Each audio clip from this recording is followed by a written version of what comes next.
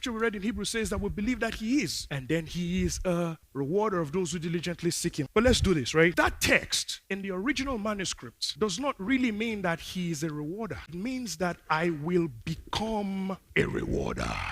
So when you read that text, it is not God saying I'm a rewarder.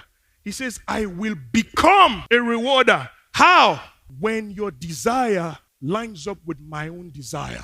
I will not reward until I have progressively brought you to a place where you seek me for who I am and not what I can give. This is why a lot of people don't receive from God, because we are seeking God, not for God, but for stuff. And this consumer gospel that's been preached is messing people up to assume that all there is to life is fancier cars, clothes, shoes, and all of that. I love all of those, as you can tell. But I've come to realize that God will only reward in accordance to how much my values align with his values.